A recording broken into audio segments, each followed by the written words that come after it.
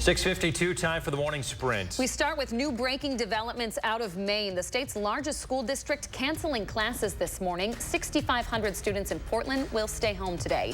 Meanwhile, here, half an hour away in Lewiston, police center their search for the shooter. They're looking for 40-year-old Robert Card. He's the person of interest here, and he's considered armed and dangerous. This after two mass shootings last night, leaving at least 16 dead, 50 more injured. Much of Lewiston is under a shelter-in-place order. Police will update the situation at 10:30 local time. Breaking in Madison, one person injured after a shooting on the south side last night. And new overnight, police are now calling this an attempted homicide case. It was first reported around 9:30 near Moreland and Raywood Roads near Los Remedios Bar. Police say the shooting appeared to be targeted. They do not have a description of the suspect yet. A teenager is dead in a fatal crash in Greene County. It happened in the town of Jefferson outside of Monroe after 3 yesterday afternoon. Officers say a car missed a curve in the roadway near the intersection of Teeler and Freeport Roads. It went into the ditch and hit a tree. The 17-year-old driver died at the scene. His name isn't being released until family is told. Police in Milwaukee are looking for a missing 5-year-old boy, Prince McCree. Last seen by his mother at 9 o'clock yesterday morning. He's missing under unknown circumstances.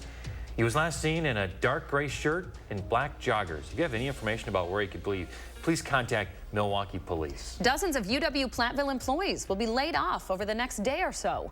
A copy of the email sent to campus employees shows 111 positions will be cut. That's more than 12% of the university's workforce. 60 people will be laid off or not have their contracts renewed. The chancellor says the university has a structural deficit that needs to be addressed. Governor Evers has signed a bill that will allow police, firefighters, and EMS providers to bargain with the municipal employer about health care. This bill rolls back anti-union collective bargaining prohibitions enacted in 2011. It also clarifies that the initial decision of whether or not to provide health care coverage is a permitted subject of bargaining powers between an employer and employees. The United Auto Workers and Ford announcing they've come to a tentative deal. It includes a record pay raise of 25%. The deal still needs to be voted on by the 57,000 UAW members at Ford, which would likely take more than a week. The agreement would not have a direct effect on continuing strikes at rival automakers General Motors and Chrysler Dodge parent company Stellantis. Congress is back at work. Republican Congressman Mike Johnson is now the new speaker. Johnson received unanimous support from all Republican representatives on the vote. The House was 3 weeks without a speaker. An investigation into Supreme Court Justice Clarence Thomas shows he didn't pay back a loan for an RV he bought in 1999. The $267,000 loan was from a friend. Thomas didn't report the forgiven debt on his financial disclosure report. The Democratic committee investigating him says the report raises a number of potentially serious tax questions. And before we get to that, we're going to say happy birthday to Tay-Tay.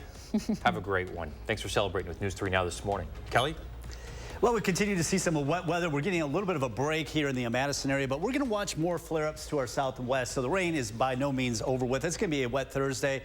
Light to moderate rain generally, but occasionally you'll see a dot of red that would indicate some heavier downpours, maybe a rumble of thunder rolling through. I think later this afternoon, the more widespread rain should become a little bit more scattered.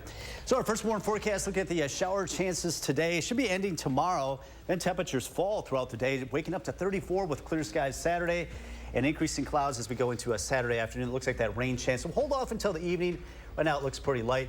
Very cold weather, the alert day for Halloween because of that cold temperature. Kelly, thank you very much. We're going to continue to keep an eye on that breaking news out of Maine, where the search continues for the person of interest in two mass shootings. Developments coming up on CBS this morning and right here on News 3 Now throughout the day.